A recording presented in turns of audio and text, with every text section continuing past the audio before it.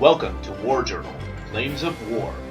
And this podcast is our thoughts and discussions about the Flames of War game and other related interests. This episode is brought to you by Tracy George and Chaos Magic.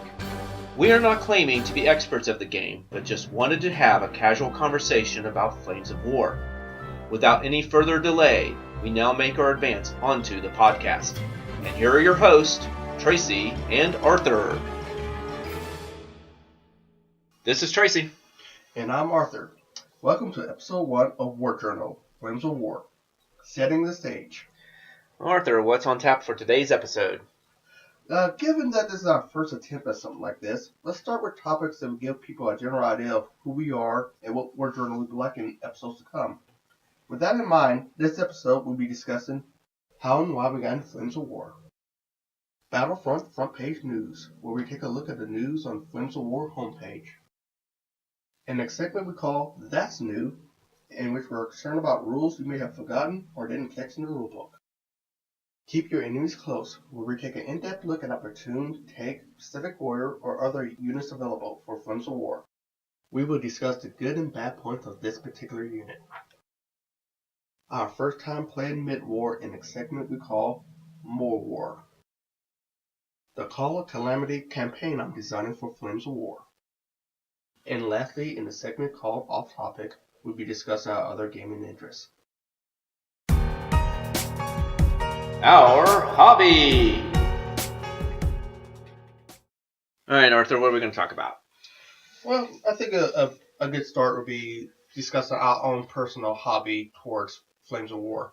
And since you're the main catalyst to the hobby in our location, why don't you start? Well, probably back in 2001, I want to say. I went to Blue Horse, which was a local gaming store, but you can go there and game.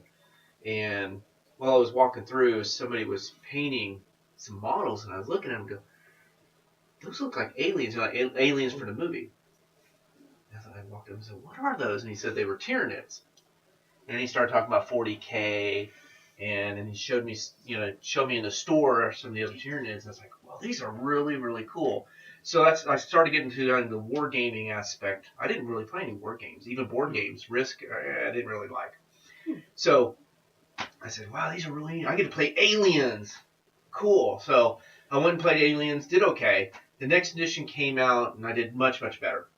And then as the editions started coming out, it just seems like the Tyranids, for me as a player, just got worse and worse and worse, and I just kind of really just got frustrated with the game. Finally sold them, and kind of got out of the 40K. And Mark and I were working on I'm kind of a tinkerer of games. So I like kind of making games, and so Mark and I were working on you can use any miniature you want, and there's a point buy system. So if it does this much damage, it's this much points. It has this magical ability. It costs this much points. We had this all figured out. We were playing a fantasy version.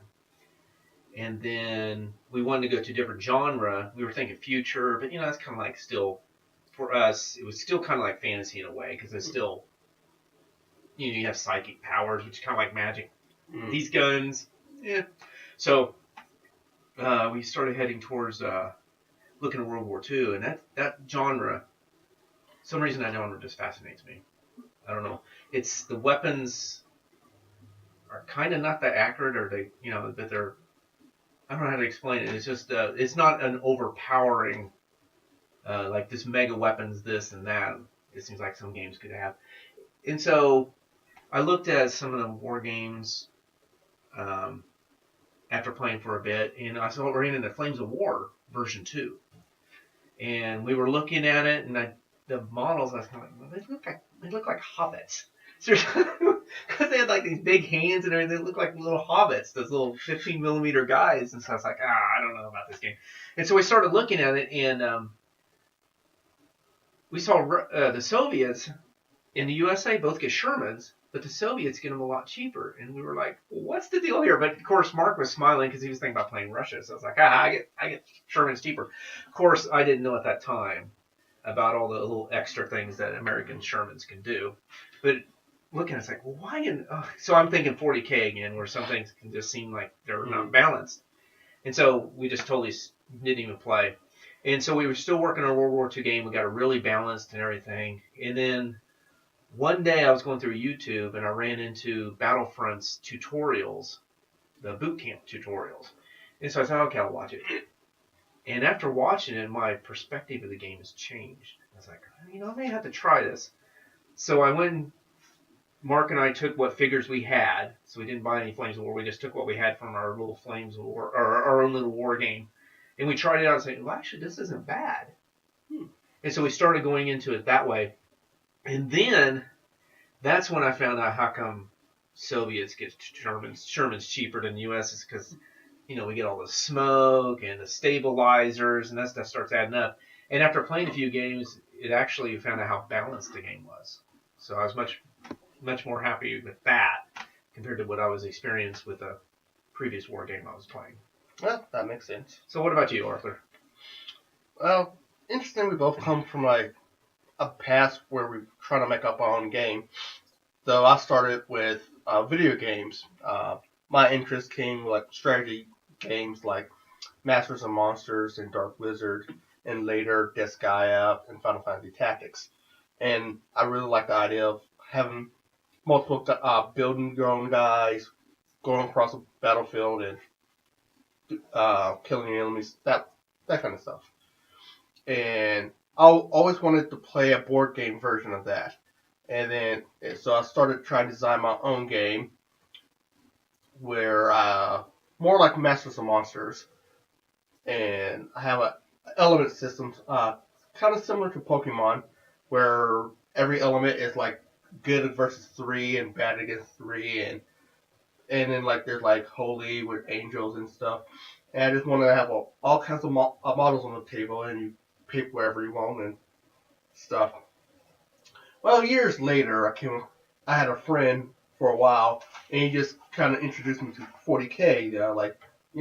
That's more or less what I was trying to work on. So I started getting into 40K, which was okay for me, but I'm more of a fantasy person than a sci-fi person. So eventually, I just switched over to fantasy, and where that's mostly where I stayed.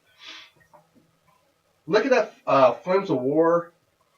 At first, I didn't quite want to get into it because I was like, I'm more fantasy than historical, but it just looked like an interesting game, and the more I played it, more like, I kind of like this, except for if I got into it, it felt like I had to paint it like historically or do historically accurate armies.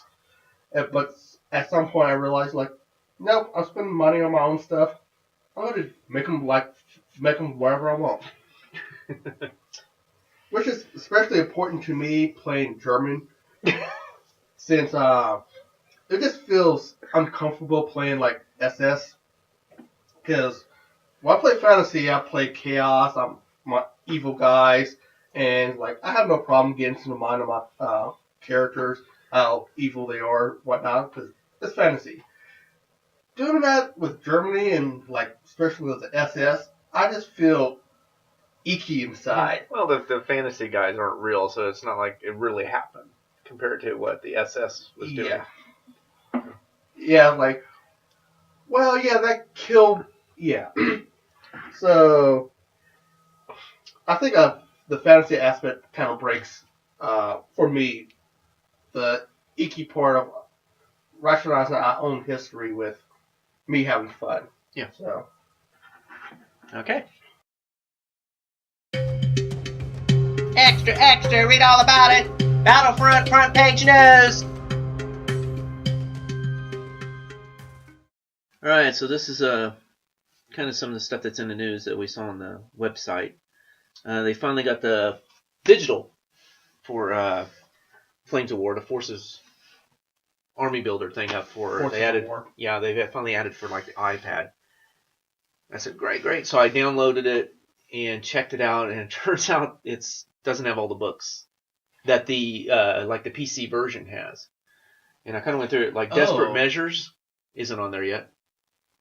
Devil's Charge, which is my U.S. 2nd Infantry Division, it's not on there. Fortress Italy and Road to Rome, so there's a couple late war books. There's no mid-war books in there. There's some early war, and also, which I don't really plan to play, but if people were, the Great War is not on there. So I was kind of, I guess still, I guess it's different from trying to get it on the PC versus trying to get it on the app. Oh, I didn't know that. Yeah. I didn't realize there was a difference. Yeah, so I don't know how that's going to work if you build it on your laptop and then later you're wanting to access it through your iPad. Are you going to be able to? You know, I mean, like the Devil's Charge, since it's not there, maybe it'll be under your saved companies. I don't know. That's weird. Is that something you can test? No, the only one I bought is bought Bridge of Remagen just to see what it was like right now, and it's on both. So that's something I can't test.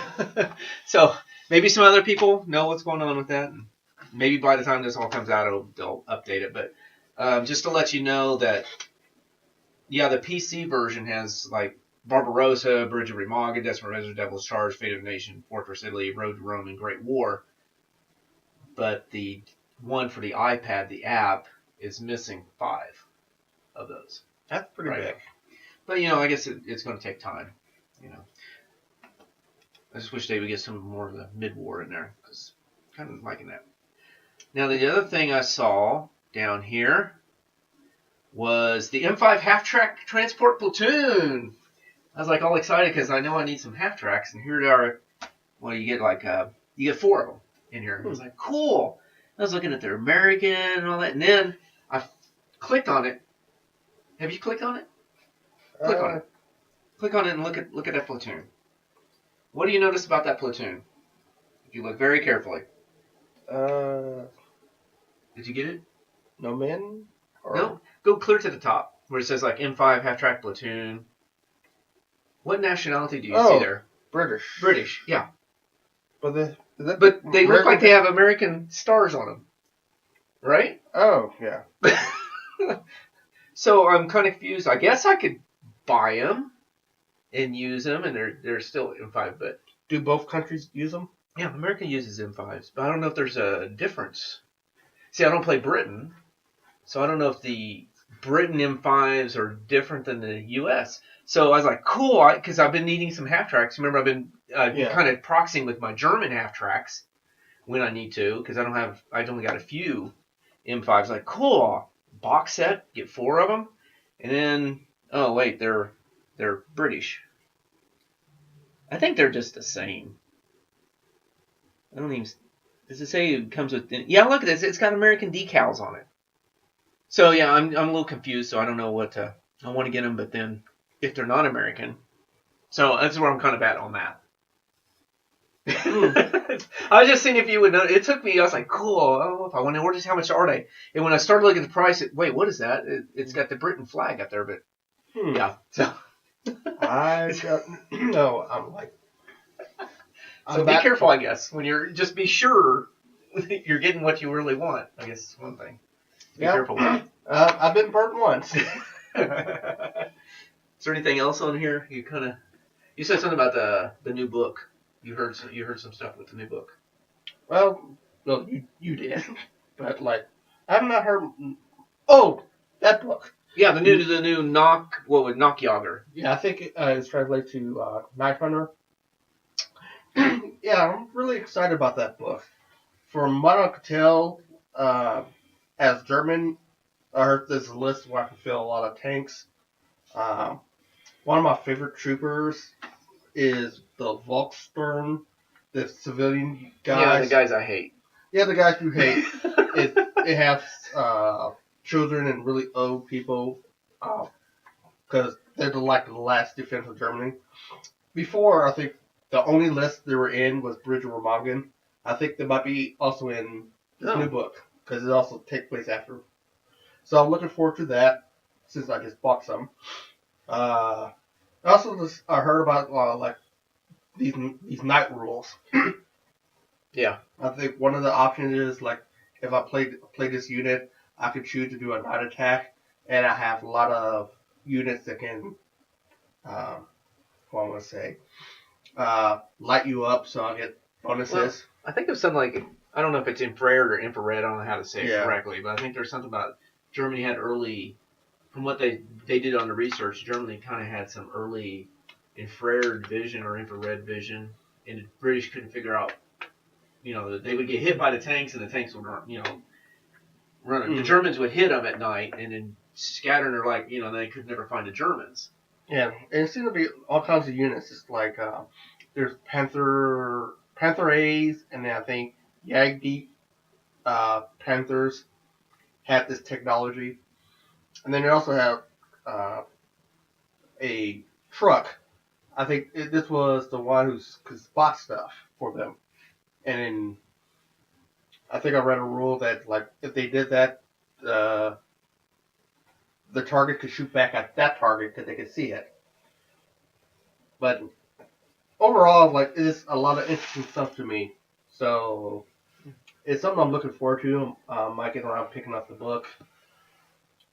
I also coming up with a box where I can either make Panthers or Jagddeep Panthers.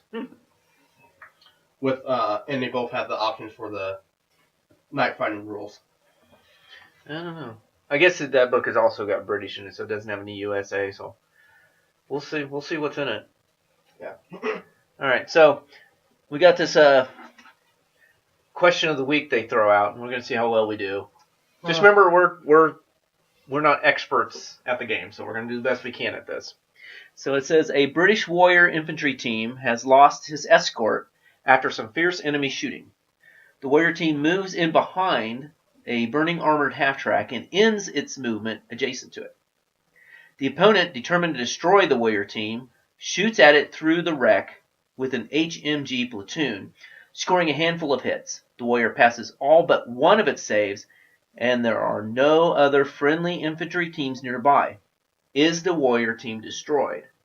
So choice A is no, it still has its warrior save. B, yes, since there are no friendly infantry teams nearby. No, the opponent has to pass a firepower test first. So I'm going to write down my answer. I think you already wrote yours, right? I wrote mine. All right, so I'm going to put mine down. My answer is C. Mine is B. Okay, I don't know who's right. We'll go check the answer. I briefly thought it was C, but then I figured like you only need to pass a firepower test if you have like bulletproof cover. The armored vehicle is given a bullet because they shot through the armored vehicle. Oh, that destroyed vehicles become bulletproof cover, and those give you concealment. Really? And they're considered like kind of like linear terrain. Oh, that's the case. Then yeah, I didn't know that. That's what I'm going with. That's my story, and I'm sticking to it. All right. So where's the answer down here? Oh, they said the correct answer will be posted here next week. What? All right. Well, we'll find out next week if we're right or wrong. Somebody else said C also. Yeah, and there's somebody else talking about bulletproof cover, so I'm going to stick with my C. I'm happy with that. I did not know about that rule, so I'm sticking with B. Well, that's why they put it in there so you can learn. And I could be wrong, too. Yeah. So we'll find out next week. That's new. All right, so Arthur, here's the situation. We got a forest, and we got 3 Germans in the forest. Okay. Being assaulted, so that these Shermans charged in contact. This Sherman's in contact with the guy in the forest. This one's a little bit out of the forest, so it isn't touching the forest. This Sherman is also a little bit out of the forest. And he's got a guy out here that's not in the forest. Who has to make a bogging check? So that's as far as everyone moved? Yeah. So these Shermans, who's going to have to make a bogging check? They charged in the contact, so they're going to have to do a bogging check. Who's going to have to? I don't know, but now that you mention it, I remember hearing something about this on the Flames of War boot camp. And I can't remember the answer. I'm going to say all 3. Okay. So the rule is, this is called Tanks in Terrain, and it's page 149. Okay, if the enemy is trying to hide in terrain, your tanks have to go after them. Okay, so the normal rules for crossing or entering rough terrain apply while charging into contact. Tank teams must make the appropriate bogging check as required. So this one is actually contacting the terrain, so of course it's going to make a bogging check. But these 2 are not touching the forest. They're probably a 1/4 inch to 1/2 inch out of the forest, So if you go to the next one, even if the tank team doesn't actually enter or cross rough terrain, it must make a bogging check as if entering or crossing the rough terrain when it charges into contact with the enemy team in or across rough terrain, unless it is also within 2 inches of another enemy infantry or gun team that is not in or across the rough terrain. Oh, so 2 of these do, 1 do not, because it's Right. nearby. So because of this one infantry team being out of the woods, but is within 2 inches of this Sherman, it will not have to make a bogging check. The only bad guys near this Sherman are in the woods, so it has to make a bogging check, even though it's not even touching the woods. And of course, this one is touching the woods, so it will have to do a bogging check. So only these 2 will. So if this German team that's out of the woods was actually not there, they would all 3 have to make a bogging check. I see. More war! Really?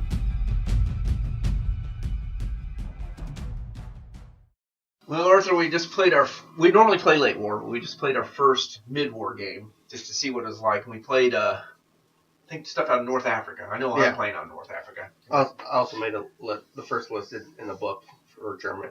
Yeah. So I've been playing, I want to say since 2012, I've been playing late war.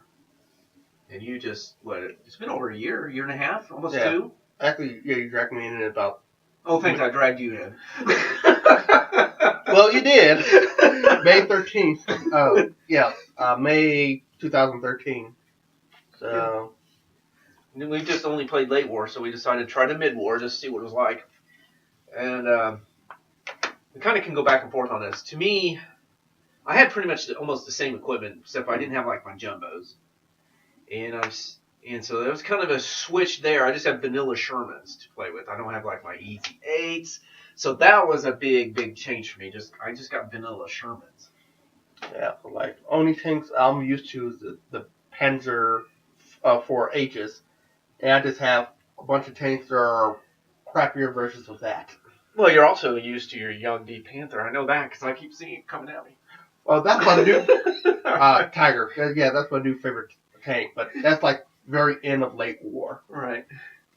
But like, I've actually, after playing a couple of games, and like been toying around some lists. Like, I had an idea of playing like a list that was just mostly Panzer 4Hs. So a list similar to that. It's not that different playing in mid war, except for like 1 less armor on the front and a little weaker gun. But only difference is like that's kind of like my only choice in mid war. Well, I do have to say though, when playing mid war, I felt when I got hit, I had a chance to save. Because a lot of times when you hit me with your German guns, it's like, even if I roll a 6, I get no chance. Just roll your firepower. This one, if I get a 5 or a 6 or maybe even a 4, I'm okay. That's true. And also for me, it's like I think there's gonna be a lot more mid-war lists that has recon in it. Because in my favorite list, like Bridget Romangan in Late War, it's almost no recon for me. Really? It has very little or none at all. So actually having choices is something new for me. Yeah. Also, I know I started playing with the air observation post. And I was like, which you love. I know how much you love that. My aerial observer. You know, it's like, when I started building my mid-war list, it's like, well, where is it? And I don't get that option in mid-war. It's like, so there's certain crutches it seems like I've been getting kind of used to. And, late war, my jumbos, my easy 8s. And I don't really run the easy 8s too much. When I do, I kind of really like that new 6 inches, and I still get to shoot full. And the AOP, now I'm kind of like I have to work with the vanilla Shermans and no AOP. But what's nice is that my Shermans have a chance to punch through your armor now instead of having to try to keep smoking you to get up close to get on your side, which you hated smoke. I know how much you love my smoke when I throw it on your tanks there, but I don't think I threw 1 smoke on you in the mid-war game at all. It was also weird. Like I actually had some options to have fire smoke. Well, my tanks that fire smoke never hit the board. But it's just, hey, I have this option, which is also new for me. have yet to play a game with trains, which I'd like to eventually. Yeah, see what they're like. And I guess my limited knowledge of history, like there should be some trains in mid-war. Yeah, I don't know if there is or not. I don't know enough about, I would like to think there would be, but that would be something interesting. if anybody knows, let us know. Yeah, so, I actually I like mid-war and I like late war, so I'll play either one. And I think we'll talk about it a little bit later with your, when we talk about your campaign. Yeah. How we're going to kind of use the mid-war, late war in that. Yeah, I'm going to start in mid-war and then advance through late war. Keep your allies close, but keep your enemies closer. All right, Arthur, what bad guys are you going to throw at me this time? Okay, let's talk a little bit about what soon has become one of my favorite infantry guys. Probably my least favorite. That too. The Volkstrom platoon. Yes, those guys. I actually just bought a box, so they should be here 2 weeks. So which book are they out of? They're in Rachel Romangan. Hopefully they're also in the new book, the 900 book, that I cannot pronounce in German. Nachtjager or something like that? Something like that. This unit is interesting because first time I played them, it was just because, I need 100 points. Yeah, I can throw them in. And then they did so much for me that I actually really, really like them. Well, what makes them so special? Well, they have two special rules, or two things about them that makes them really good. One is the entire unit has present files, which took you by surprise. I thought I'd just roll in with my Shermans. No, but the thing is, when I roll in there, you would shoot, and I swear you never miss with them. Well, you could be rolling 5 dice, and you'll hit me every time. Still, if you charge, you do not charge them with tanks. No, you don't. Because they just only 1 or 2 hits, and it's like, blew up a tank. But I didn't quite realize them being like all of them having present files, and like how nasty they are to tanks. How many guys are you getting? How many stands? 9. Wow. With the maximum is like 9. Well, that's a 9 anti-tank things when you try to assault in. Yeah. And I found that out. Yeah. Yeah. The other rule about them, which I really like, especially in my peripheral modeling list, which I have very few things, is they always start on the board and they always start in prepared positions. So don't they also not count or something? When you split up my army, I take those out because they're always on the board. Yeah. So they don't count and they start on the board. But there is one bad part about them though. There's a couple bad things about them. One thing is they're reluctant conscripts. So they're not that great. No, they're not. But the other thing I just realized is like they don't have stormtrooper moves, which is something I've been forgetting. I don't know if you'd even want to move them. Yeah, I've never moved them. I'll place them in a spot where I'm like, take me. Yeah, dig in and go on the ground. You're looking at 4s to hit them, 5s if you're at distance. Yeah. So, and then if they fail their save, we'll do some firepower tests. Yeah, because you gotta go through their breakthrough cover. So for a cheap unit, they're hard to take out. They are. I've had the hardest time. I really need to start getting some machine guns on them and infantry going after them instead of I think my Shermans. Infantry will be their bane. Yeah. And what I just realized I've never noticed before, they also do not have mission tactics. That's the rule that I completely forgot is in the book because it does affect me as Germans. Like we kill my commander, just now he's in charge. They don't have that, so I need to keep that in mind. I know another thing I got to throw at you too against them is recon. So I got to pull that on the ground off you just to make it a little easier to hit. That's true. I need to really use my recon against them. Yeah, and being reluctant to conscript would be almost impossible for them to get back down. Well, you know what? My AOP, I've never taken my air observation post against them. So they won't get all the bonuses against that. So it's going to be a little easier for my artillery to come in and take them out. I still got the 3+ save and firepower. I know. You seem to make those too. And the thing is, like, yeah, still non-bases for 100 points. I think if you went reluctant, what is it? Reluctant? What are they? Reluctant conscript. I think if you did your whole army the way you roll dice, you'll wipe the board. But yeah, they're one of my favorite infantry units now because they're quite a bargain. I just wish I could take more than 2. Well, don't be surprised sometime if you open that book. How much do they cost for the full force? 105 base, and then I can get a light machine gun at a -5 points. So 105. Don't be surprised if there's another 0 somehow penciled in after that 105 for how much do they cost.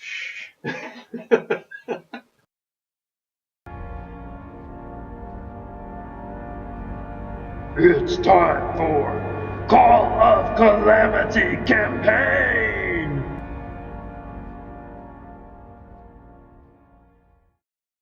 All right, so Arthur, we've been trying to. Well, actually, you've been working on a campaign for Flames of War. I tried one. It's kind of not. Yeah, but you got kind of unique twists you're doing. Yeah. Well, it started with your idea. Like, I just took your idea, just like, okay, yeah, if I could just do this, then this, then this, and start it out. Call of campaign right now, Call of Calamity, as a spoof on Call of Cthulhu, because it's a more of a supernatural campaign, even though the supernatural elements does not change gameplay at all. The general idea is some forces behind Germany are working towards trying to gain access to the ability to summon some great dark evil god that will ruin the world or under Germany, and the U.S. is going to try to stop them. They will. We shall see. Originally, this was going to be like a late war campaign, but since we started playing mid-war, we just got to back up the timeline. The general idea is like this campaign is breaking apart to several mini campaigns. Each mini campaign is about trying to gather a particular artifact.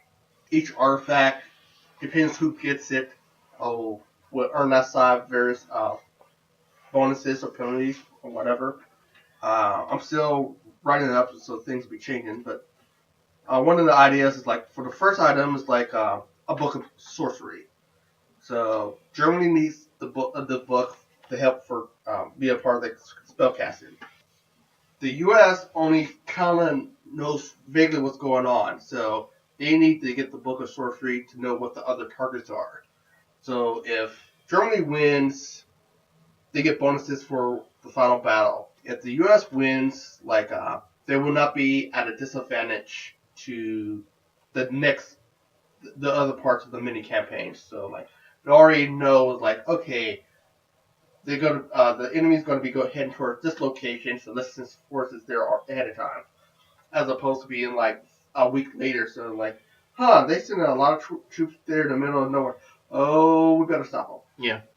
Well, you also talked about, well, we was doing more when we first started talking about it. We was doing like late war, and like the books, like what was it, like Blood, Guts, and Glory here. Oh yeah. Was like from September to January 1944 to 45. The Nuts book was December 44, and like Devil's Charge was also December 44. Yeah. So you were talking about, well, actually, if this first battle is only going to be allowed books from these certain months, and then the next battle will be like the next month, and the next battle will be like, you're talking about something like that. Yeah, like each mini campaign takes place in a certain period of time, and then I thought it'd be cool, like during that battle, only the books that reflect that time period can be used. So since now we move back, first parts of the campaigns is in mid-war. We now be going to be fighting over the Book of Sorcery in North Africa. Yeah. So we'd probably only be using rules from the North African book.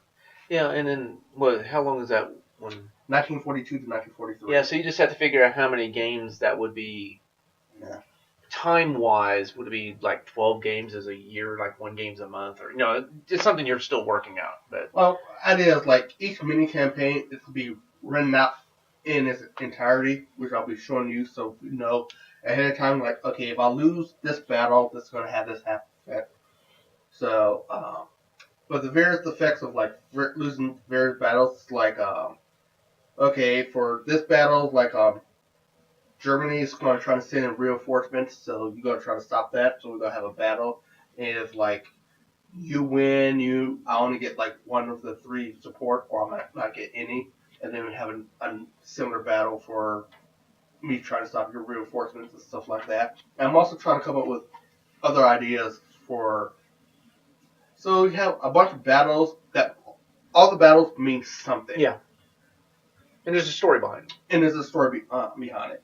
Yeah. And once it's all said and done, it's like I will have write out a lot of fluff about the storyline behind everything and be putting it up on my blog, and then probably have the battle reports of every battle on your YouTube channel.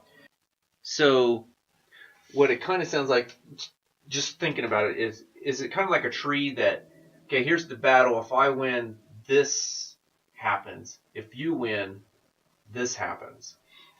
Something like that, yes. And then we go to the next branch, and it may be that you have this kind of battle happen because you won, and we're going to have this kind of battle because I won. Yeah.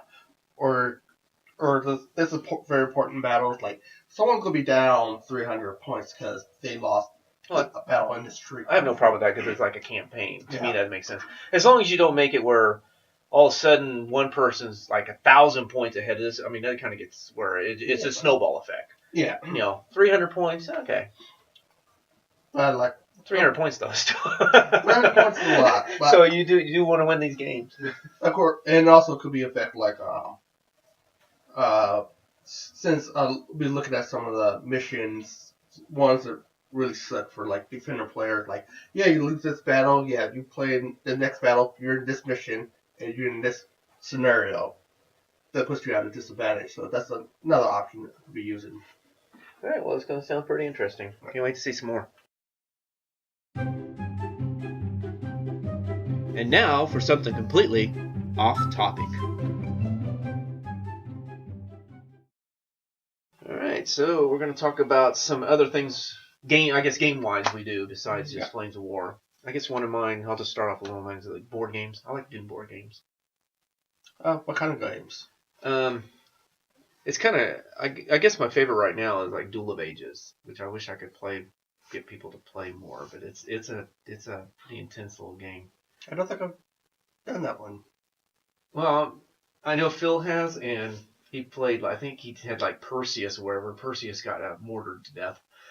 And I think he decided he did not like the game because he thought Perseus should survive longer. But it's a game where people from different time periods, real and not real. So there's like Annie Oakley could be in the game, Genghis Khan. Oh. There could be people from the future. Oh, creatures. That game. Yeah, that game. And they're like in an arena. And you're trying to score points by going to these bases and completing quests. Oh, yeah. So it isn't just, there's some shoot 'em up, but it's just not that. You've got things you're trying to do to win the game. And you kind of you draft your team. Yeah, I remember that now. That would be a game I'm like, once in a while for me. Yeah. What about you? Like I said, like I'm in the miniature hobby, and I do have a few other games I like to play. And the one I probably mostly invested in and I'm still interested in is Warhammer Fantasy. Even though there's a lot of stuff going on, it's like the world's falling down, but I'm still struggling through it. I have to try to make an effort this year to paint more stuff, and I'm gonna try to also include Flames of War stuff. I purchased more, so I can stop using your stuff. But besides Flames of War Warhammer Fantasy, at some point I'd like to try out Relic Knights. It's a game that I bought the starter set, and I still have not played the game yet. Yeah, I guess another thing I do, I don't do as much as I used to. And that's role playing. I'm not talking about like on a computer. I'm talking like sitting at a table. Cause, I mean, I've started D&D back in 83 or 84 is when I first started playing D&D. Back in junior high. Right. And I just just right now, I just can't make the commitment like the other players need. Even though it's every other week, I feel like I don't feel like playing it today. I feel like doing this, and I'm kind of at that point where if I feel like doing something, I don't want to feel like I have to be there like work. Yeah, I've been there. I've also played D&D as a kid, but my early years of D&D is probably vastly different than most people's.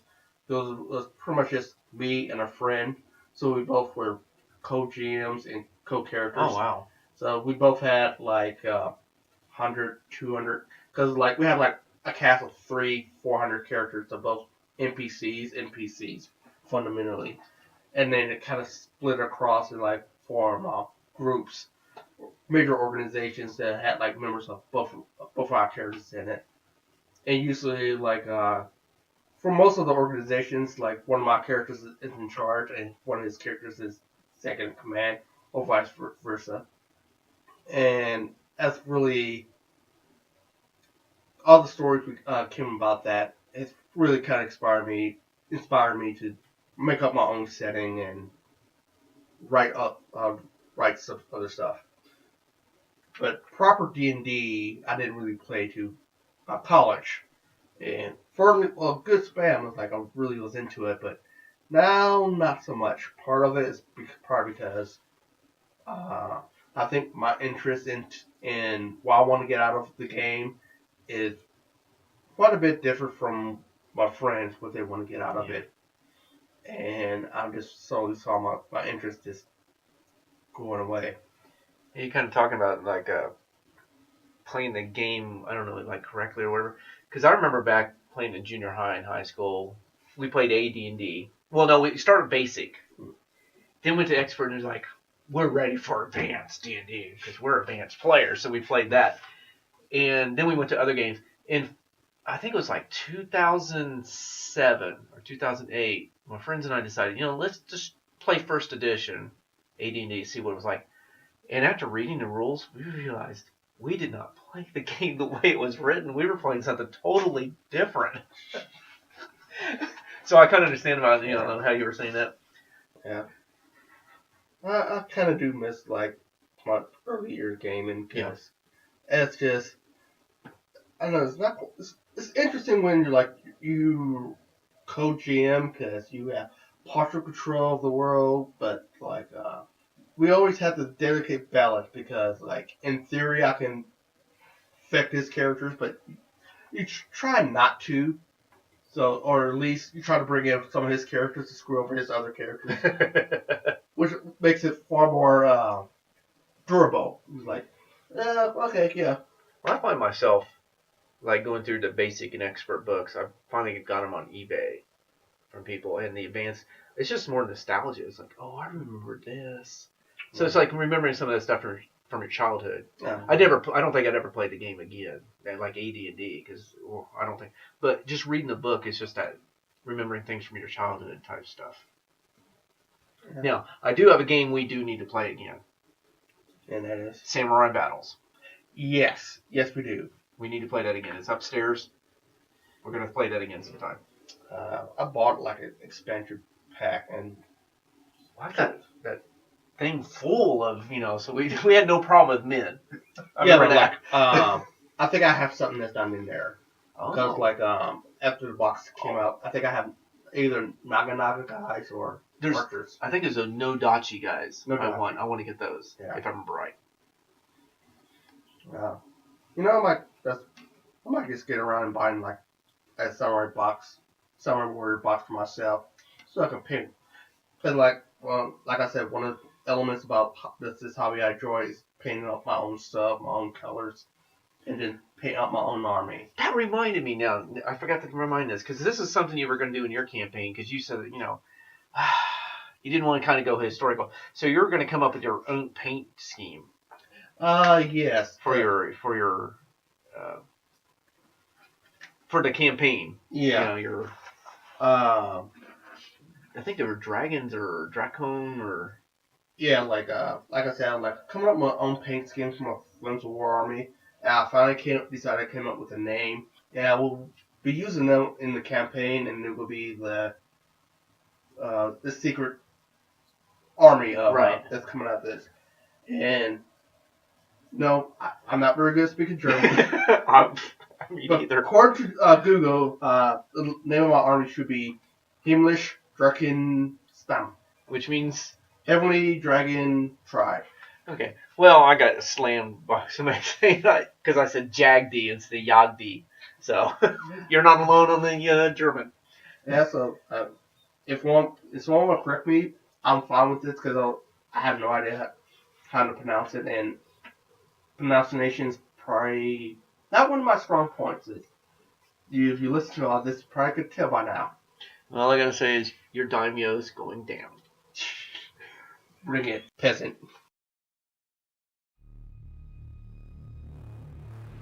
Well, that wraps up another episode of War Journal, Flames of War. Your host, Tracy and Arthur, thank you for listening to this episode. And keep an eye out for future episodes. So, until next time, as always, have a good game.